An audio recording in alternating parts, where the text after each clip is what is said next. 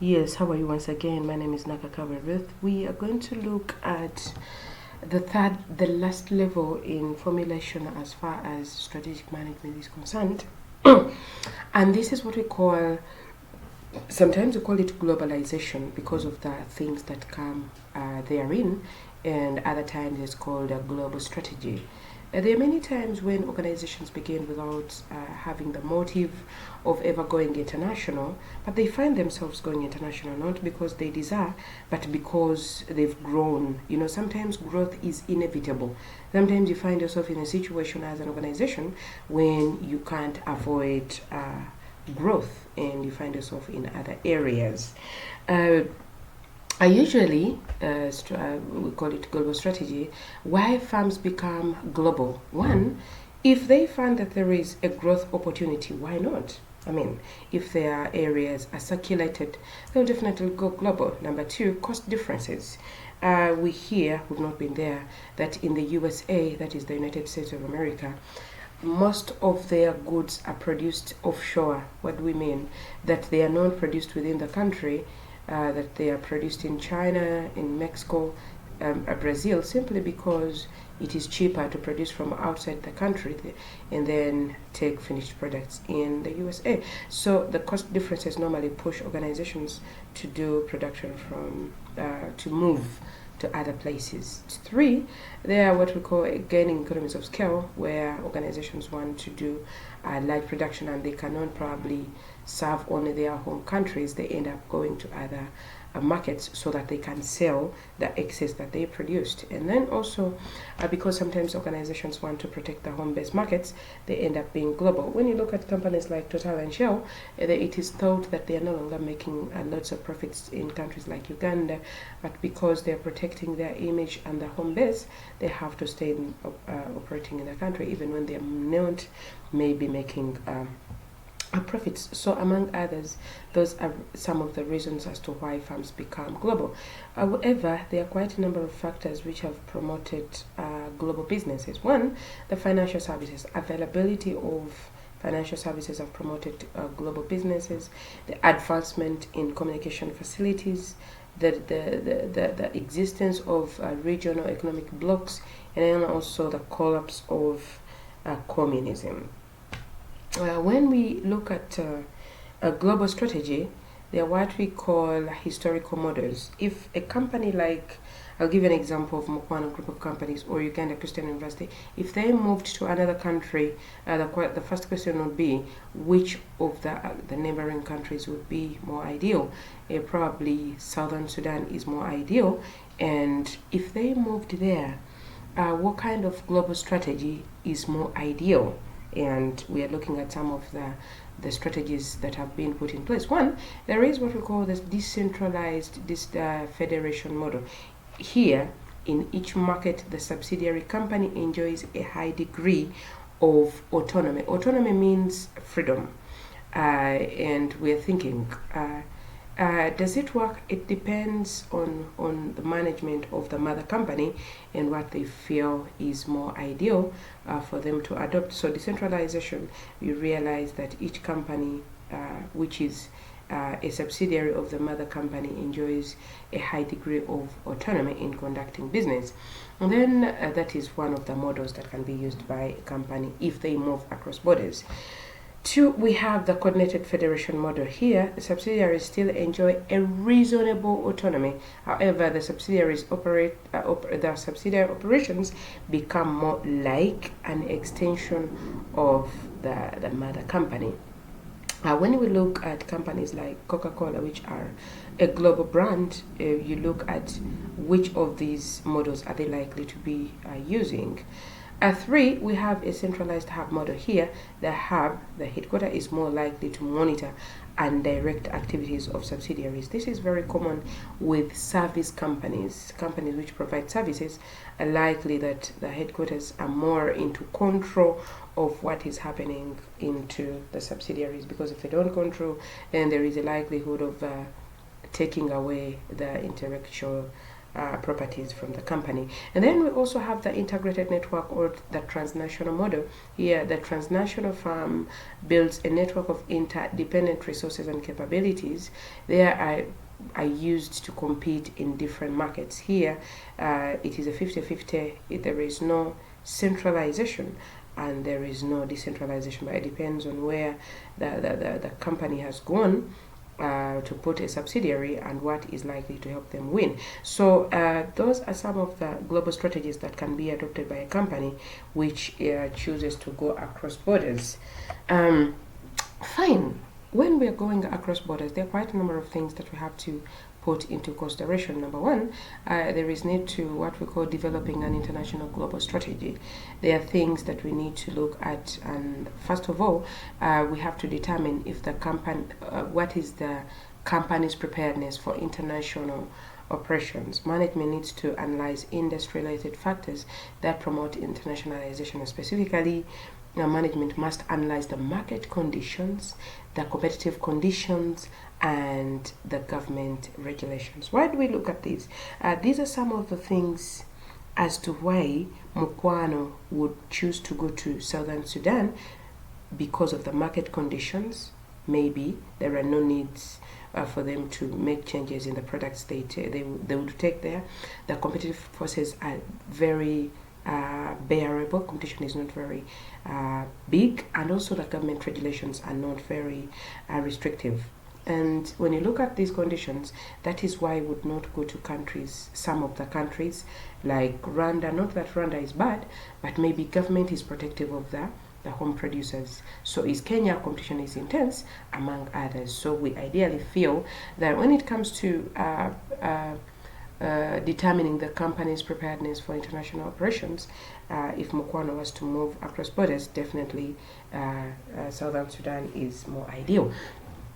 Number two, selecting the company's a mode of entry into an international market. Here, when companies are going across borders, one, they can choose to export their products which are finished, like you're producing from Uganda and you're taking your products to Southern Sudan, for example. Or you can get someone to license on your behalf in the other country, and they are dealing in your products on your behalf. Three, you can give out a franchise. You can sell out a franchise to someone who is willing to deal in your products on your behalf, but there are quite a number of things that must be agreed upon. Or you can get a joint venture, and finally, most of the times, organizations, if they feel the place is secure, they go into what we call foreign direct investment. All of these modes of entry have advantages and disadvantages. Definitely, the most expensive one is the foreign direct investment, because the company has to build a facility in the foreign country where they are going. The common one these days is the franchising. When you look at Coca-Cola, is a franchise of Coca-Cola International. Actually, the one that we are having here is Century Bottling Company, and I think Samia Group of Company is the one that is running the franchise of Coca-Cola. So you realize that foreign direct investment is not avoided. It is expensive, but at the same time, it has a lot of gains in as far as profitability is concerned. But depending on the conditions in the foreign country, you choose which mode of entry is likely to be more ideal. And next, we would look at the factors that determine choice of entry. When you are moving across borders, like we've talked about the various modes of entry, which include exporting, licensing, foreign direct investment, and franchising, among others, you also have to look at what are some of the factors that determine what mode of entry that you're going to use. One, you have to look at the environmental variables, the country risk, the location, familiarity, the demand condition, and the competitive conditions. They are very important. Number two, the strategic variables. This can be categorized as the extent of national differences, the extent of economic scale, and the extent of concentration. Number three, the transactional variables. These variables relate to costs associated with different entry modes. Those factors are very important when a company is choosing the mode of entry that can be used in a new country. Then we also have the generic international strategies. We looked at the strategic alternatives in the previous chapters, but here we also have to make a choice on the international strategies that are likely to be more ideal. Remember, what works here might not work in another country. Having selected the mode of entry, managers need to consider the selection of the operative international strategy both at corporate and the business unit level.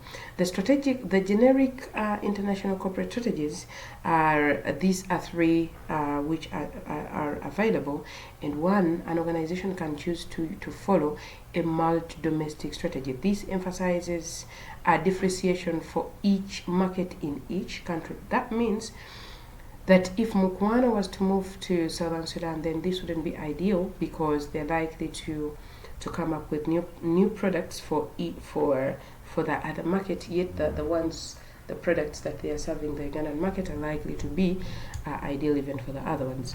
But still, for the service industry, when you look at the likes of MTN, the likes of banks, because they are giving a service, that one is likely to be more ideal because different markets have different tastes and preferences, and because of the culture differences, they're likely to enjoy different services. And also we have a global strategy. A global strategy emphasizes standardization of operations and products. This is the more ideal one that Mukwana would adopt if they were to move to Southern Sudan, and it is the one that Coca-Cola group of companies is using as far as its brands are concerned internationally.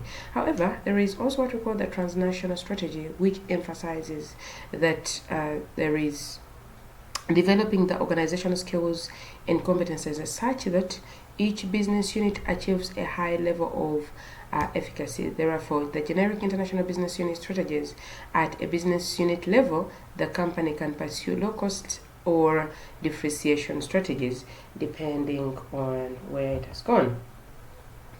Then we have the role of national factors in global strategy. Researchers have established that home environment of a company has a great impact on the performance of a company in the international operation. However, there are two areas to consider. Number one, the national factor endowment and the cultural values. When you look at the national factor endowments related to the skills and resources of a given society, according to Michael Porter, still, skills and resources of a society do influence the strategic choice of a multinational company abroad and can help it to gain competitive advantage.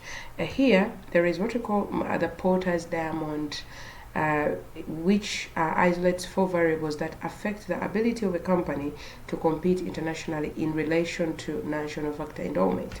1, the firm's strategy, the factors, conditions, the existence of related and supporting industries, plus the demand conditions. When it comes to the national cultural values, we believe that the cultures where the multinational companies originate from have an impact on their international performance with regard to ability to innovate, their attitudes towards risk, and the speed of decision making. According to the study carried out by Gant Hofstede involving 88,000 managers from different countries and societies differ culturally in 5 major values. Different cultures have different power distance where the managers have a big difference between them and their subordinates in regards to their benefits, the privileges, the salaries, among others. And then also different cultures have differences as far as working together and working individually. And also we have a feminism and a masculine society, where some societies regard women and men as the same, those are feminine societies, whereas others regard men as more superior than others. Then there are also some societies which do avoid uncertainty, and among others. All of those factors are very important when an organization is moving across borders. And that is that as far as global strategy is concerned, those elements are very important, and an organization has to bear in mind when they're moving across borders which one to consider and which one to go with as for them to succeed. And that is that as far